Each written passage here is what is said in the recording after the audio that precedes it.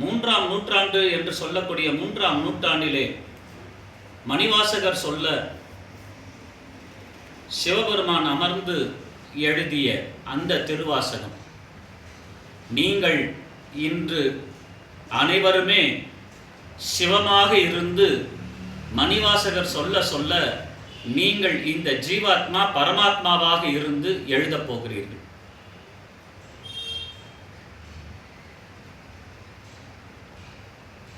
நீங்கள் பரமாத்மாவாக இருந்து ஜீவாத்மாவாக மணிவாசக பெருமான் இந்த திருவாசகத்தை சொல்ல நீங்கள் பரமாத்மாவாக இருந்து மூன்றாம் நூற்றாண்டிலே சிவபெருமான் செய்த அந்த நிலையை இன்று நீங்கள் அமர்ந்து எழுதியிருக்கிறீர்கள். இது எழுதுவது என்பது இன்று நீங்கள் எழுதப்போகக்கூடிய இந்த 8ஆம் திருமுறையான இந்த திருவாசகம் நீங்கள் முழுக்க முழுக்க தவநிலையில் இருந்து அதை எழுதுவது என்பதை உங்களை அறியாமலேயே செய்யப்படுகின்ற ஒரு செயல்பாடு. எழுத்து என்பது நம்மளுடைய மனதிலே தோன்றியதை எழுத்து வடிவமாய் கொடுப்பது என்பதும், ஏற்கனவே ஒருத்தர் இறை அனுபவத்தை வெளிப்படுத்த அந்த இறை அனுபவத்தை சாரம் குறையாமல் சிவபெருமானே வந்து இந்த பிரபஞ்சத்தில் அமர்ந்து எழுதிய அந்த எழுத்துக்கள் இன்று நீங்கள் அந்த எழுத்துக்களைத்தான் எழுதப் போகிறீர்கள். அந்த எழுத்துக்களை எழுதும் பொழுது உங்களுடைய எண்ணம், சொல், சிந்தை, மனம், மொழி, மெய் என்று சொல்வார்கள். அந்த மனம், மொழி, மெய்களால் இந்த திருவாசகத்தை எழுத முயற்சிக்க இந்த ஜீவாத்மா புறப்பட தயாராக இருக்க வேண்டும். இது ஏதோ ஒரு உலக சாதனைக்காக நாம் அமர்ந்து எழுதுகிறோம், நம்முடைய பெயரும் உலக சாதனை பட்டியலில் வர வேண்டும் என்பதற்காக நீங்கள் எழுதுவதை விட சிவபெருமான் செய்த அந்த வேலையை இந்த பிரபஞ்சத்தில் இன்று நீங்கள் அமர்ந்து இந்த திருவாசகத்தை எழுத முயல்கிறீர்கள். சிவபுராணத்தை எழுத நீங்கள் முயற்சிக்கின்ற பொழுது மனிதனாக ஒரு ஜீவாத்மாவாக நமச்சிவாய வாழ்க, நாதந்தாள் வாழ்க என்று எழுத முயற்சி செய்யக்கூடிய இந்த ஜீவாத்மா இறுதியில் அச்சோ பதிகத்தை நீங்கள் முடிக்கும் பொழுது செம்மை நலம் அறியாத சிதடரோடும் திரிவேனை மும்மை மலம் அறியாத முதலாய முதல்வன்தான் நம்மையும் ஒரு பொருளாக்கி நாய் சிவிகை ஏற்றி வைத்து அம்மை எனக்கு அருளியவாறு ஆர் பெறுவார் அச்சோவே என்று நீங்கள் 658வது பாடலாக இப்பாடலை நீங்கள் எழுதி முடிக்கும் பொழுது ஜீவாத்மாவாக தொடங்கப்பட்ட இந்த பயணம், திருவாசகத்தினுடைய பயணம், சிவபுராணத்தில் எழுத தொடங்கிய இந்த ஜீவாத்மா பயணம் 51வது பதிகமாக இருக்கக்கூடிய அச்சோ பதிகத்தின் இந்த 658 பாடல்களை எழுதி முடிக்கும் பொழுது மணிவாசகர் சொல்ல உங்கள் திருநாமத்தை எழுதி இதை எழுதியது என்று நீங்கள் கையொப்பமிட்டீர்கள் என்று சொன்னால் ஜீவாத்மாவாக புறப்பட்ட உங்களுடைய இந்த பயணம் யாத்திரையாக மாறி வெறும் மனிதனாக தொடங்கிய இந்த பயணம் அடியாராக மாறி, அடியார் மெய்யடியாராய் மாறி, மெய்யடியார் சிறந்த அடியாராய் மாறி, சிறந்த அடியார் தமரடியாராக மாறி அச்சோ பதிகத்தின் இறுதி பாடலில் நீங்கள் எழுதி முடிக்கும் பொழுது ஒரு சொட்டு கண்ணீராவது உங்கள் கண்களிலிருந்து நீர் வழிந்து இந்த ஜீவாத்மா உருகும் தன்மையில் நீங்கள் எழுதி முடிப்பீர்கள் என்று சொன்னால் உங்களுடைய பிறவி பயனை முழுமையாக அடைந்ததற்கு சமம். ஒரு முறையாவது உங்களுடைய எழுத்துக்கள் எழுதும் பொழுது தவநிலையிலிருந்து சிவத்தை மட்டுமே நினைந்து நினைந்து உருகும் தன்மை உங்களுக்கு ஜீவாத்மாவுக்கும் உங்கள் தேகத்திற்கும் கிடைக்கும் என்று சொன்னால் நிச்சயமாக ஒரு பதிகத்திலாவது ஒரு வார்த்தைக்காவது உங்களுடைய ஆன்மா உருகி கண்ணீர் மறும். அந்த கண்ணீர் பெருகி அந்த ஒரு சொட்டு தண்ணி கண்ணிலிருந்து வரும் பொழுது நீங்கள் எந்த ஆடையை கொண்டு அந்த நீரை துடைக்கிறீர்களோ அந்த ஆடையை பத்திரமாக பாதுகாத்து கொள்ளுங்கள். அது முழுக்க முழுக்க இறை அருளால் பெருகி வந்த கண்ணீர். அது இறை அருளாலும் இறை அனுபவத்தையும் சிவா அனுபவத்தையும் தந்த இறைவனுடைய பெரும் கருணை பெருக வந்த அந்த கண்ணீர். அந்த ஆடையை நீங்கள் பாதுகாத்து திருவாசகத்தை இயற்றும் பொழுது எப்படி மணிவாசகருக்கு உருகியதோ அதை போல நீங்கள் திருவாசகத்தை எழுத முயலும் பொழுது உங்களுடைய கண்ணீர் பெருகும் வண்ணம் இல்லாவிட்டாலும் ஒரு சொட்டு கண்ணீராவது உருகும் தன்மையை இந்த ஜீவாத்மா அடைய வேண்டும். அதுதான் இந்த நிகழ்ச்சியினுடைய நோக்கமே தவிர இது சாதனை படைக்க வேண்டும், சாதனை பட்டியலில் உங்களுடைய திருநாமமும் இருக்க வேண்டும் என்பதற்காக ஏற்படுத்தக்கூடிய நிகழ்வு அல்ல.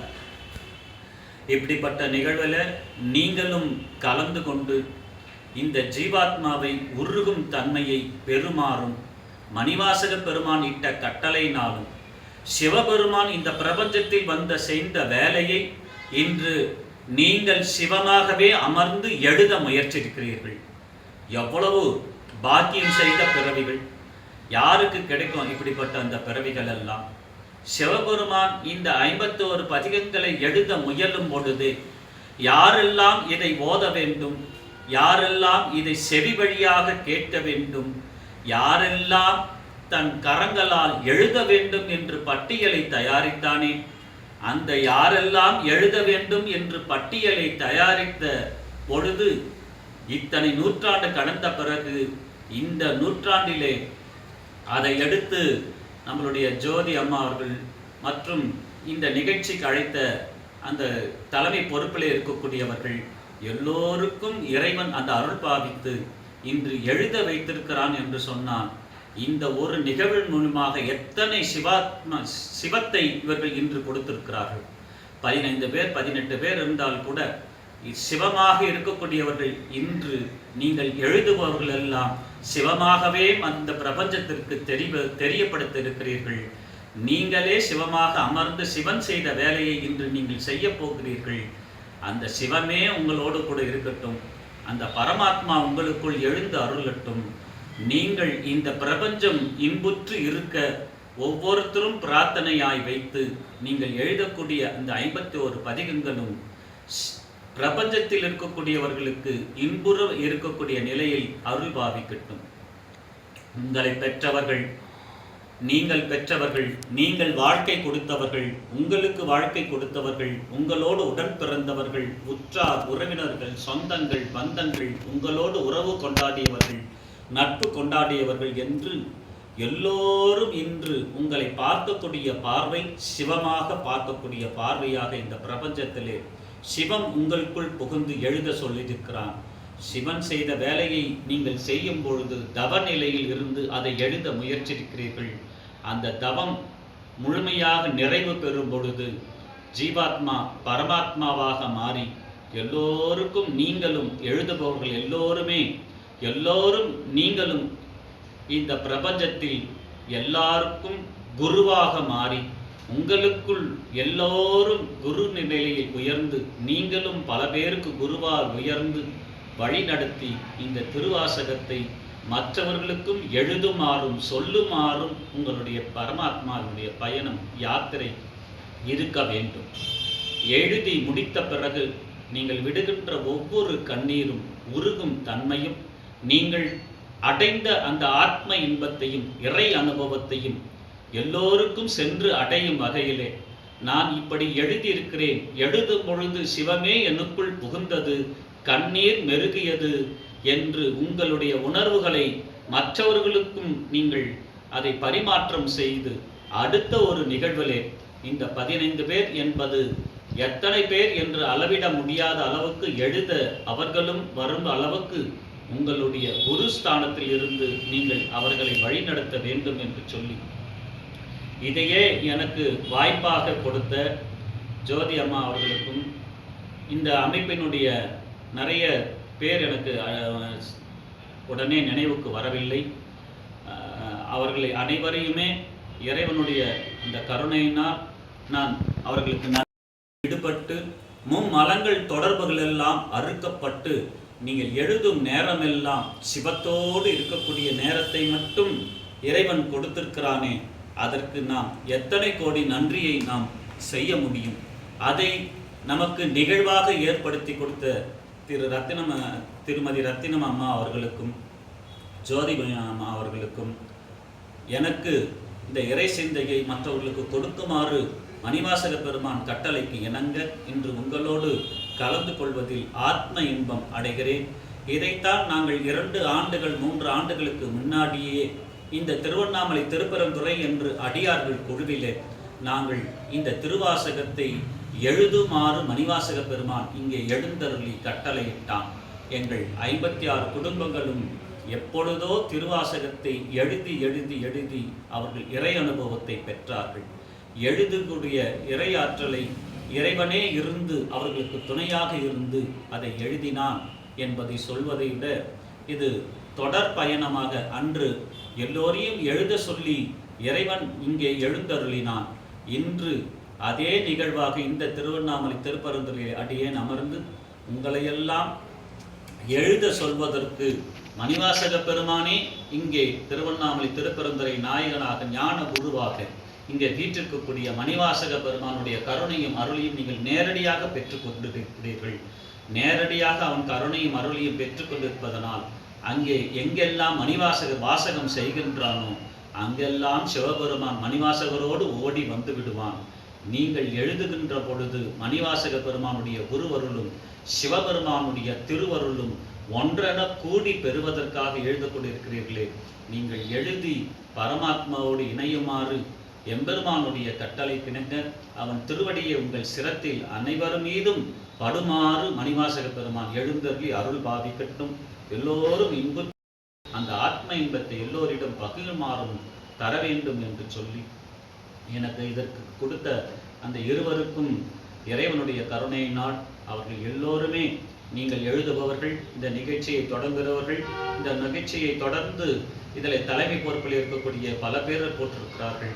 அனைவருடைய பெயரையும் அடியேன் நினைவுக்கு வரவில்லை என்று சொன்னாலும் உங்களையெல்லாம் எந்த திருநாமத்தை கொண்டும் யாரையும் இங்கு அழைக்காமல் இந்த திருவண்ணாமலை திருப்பெருந்துறை ஆத்மாக்களாக பார்க்கக்கூடிய நிலை இந்த திருவண்ணாமலை திருப்பெருந்துறையில் உண்டு. அதை போல இங்கே வந்திருப்பவர்கள் திருநாமங்கள் எல்லாம் எனக்கு தெரியவில்லை என்றாலும் இதில் கலந்து கொண்டிருக்கக்கூடிய அத்தனை ஆத்மாக்களுக்கும் பரமாத்மாவாக்க மாறக்கூடிய தன்மையை இங்கே ஞான குருவான மணிவாசக பெருமான் எழுந்தருளி தருவான் என்று சொல்லி அவன் திருவடியை வணங்கி போற்றி மகிழ்ந்து உங்கள் எல்லோரும் அந்த ஆத்ம இன்பம் அடையுமாறு மணிவாசக பெருமானே நேரடியான தொடர்பிலே நீங்கள் இருந்து சிவபெருமானுடைய கருணையை பெறுமாறு உங்களை பணிக்கிறான் என்று சொல்லி இதோடு என்னுடைய நிகழ்விலிருந்து விடைபெறுகிறேன். உங்களுடைய இறை தொண்டு மேலும் மேலும் வளர்வதற்கு மணிவாசக பெருமானே துணை புரிவான். அவனே எழுந்தருள்வான். அவன் திருவடியை உங்கள் சிரத்தில் படுமாறு வைப்பான். வைக்கும் பொழுது நீங்கள் செய்ய வேண்டியது ஒன்றே ஒன்றுதான். அவன் திருவடியை உங்கள் சிரத்திலே படுமாறு நினைந்த அந்த உணர்வை அவன் திருவடியை உங்கள் சிரத்திலே வைத்த பொழுது இந்த பாடலை திருவாசகத்தில் எழுதக்கூடிய நேயர்களே, திருவாசகத்தை எழுதக்கூடிய சிவனடியார்களே, திருவாசகத்தை எழுதுமாறு சொன்ன அந்த தலைமை பொறுப்பிலே இருக்கக்கூடிய அடியார்களே, உங்களை எல்லோரையும் பணிந்து ஒரே ஒரு பாடலை நீங்கள் ஒவ்வொரு நாளும் உங்கள் வாழ்நாளிலே திருவாசகத்தை தொடும் பொழுது தொட வேண்டும் என்று நினைத்தவர்களுக்கு மணிவாசகர் கொடுக்கின்ற ஒரே பாடல் இந்த பாடல். அந்த பாடலை அடியேன் சொல்கிறேன், குறித்து வைத்துக் கொள்ளுங்கள். நீங்கள் அந்த பாடலை நிச்சயமாக ஒரு நாளைக்கு ஒரு தடவையாவது அது ஓதுவீர்கள் என்று சொன்னால் மணிவாசக பெருமானுடைய கருணை உங்களுக்கு ஓடோடி வந்து அவனே கொடுப்பான் என்று சொல்லி அந்த பாடல் ஆசை 10 இருக்கக்கூடிய 8வது பாடல். கையால் தொழுதுன் கடல் சேவட்டிகள் கழும தழுவி கொண்டு எய்யாது எந்த தலைமேல் வைத்து எம்பெருமான் பெருமான் என்று ஐயா என்றன் வாயால் அரேற்றி அடல் சேர் மெழுகு ஒப்ப ஐயாற்றரசே ஆசைப்பட்டேன் கண்டாய் மணிவாசக பெருமானே. கண்டாய் அம்மானே என்று மணிவாசக பெருங்கதை அந்த ஆசை 10 அதில் பதிவாக கொடுத்திருப்பார்.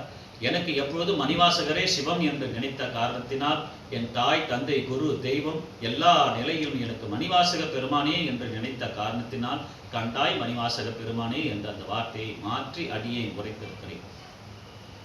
நமச்சிவாய வாழ்க. திருச்சிற்றம்பலம். அண்ணாமலைக்கு அரோகரம். நமசிவாய நமசிவாய நமசிவாய. 25வது பதிகம் ஆசை 10. அதிலே 8வது பாடலாக விளங்கக்கூடியது, கையால் தொழுது உன் கழல் சேவட்டிகள் கழும தழுவிக்கொண்டு எய்யாது எந்தன் தலைமேல் வைத்து எம்பெருமான் பெருமான் என்று ஐயா எந்தன் வாயால் அரேற்றி அடற்சேர் மெழுகு ஒப்ப ஐயாற்று அரசே ஆசைப்பட்டேன் கண்டாய் அம்மானே என்று சொல்லியிருப்பார். இது இந்த பாடல் ஏன் இந்த பாடலை எடுத்து அடியேன் இந்த பாடலுடைய முழுமையான சாரத்தை தெரியாமலேயே 10 ஆண்டுகளுக்கு முன்னாடி வந்த இந்த இறை வாழ்க்கையில் இறைவனால் எனக்கு கொடுக்கப்பட்ட பாடல். பிற்காலத்தில் இந்த பாடலை பற்றி ஆய்ந்து பார்க்கும் பொழுதுதான் மனம் மொழி மெய்களால் எப்படி இறைவனை உருகி பாட வேண்டும் என்ற மொத்த சாரத்தையும் இந்த பாடல் வரிகளுக்குள்ளே மணிவாசக பெருமான் புகுத்திருப்பார். அதனால் நம்மை அறியாமலே இந்த பாடலை பாடும் பொழுது மனம் மொழி மெய்களால் இறைவனை உருகி பாடக்கூடிய தன்மை இந்த ஜீவாத்மாக்கு பெறும் என்ற அடிப்படையில் இந்த பாடல் மணிவாசக பெருமானால் எனக்கு கொடுக்கப்பட்டது. இன்று உங்கள் அனைவருக்கும் மணிவாசக பெருமானாலேயே உங்களுக்கும் கொடுக்கப்பட்டது என்று சொல்லி நமசிவாயம் நமசிவாயம் சிறப்புமா. ரொம்ப நன்றி.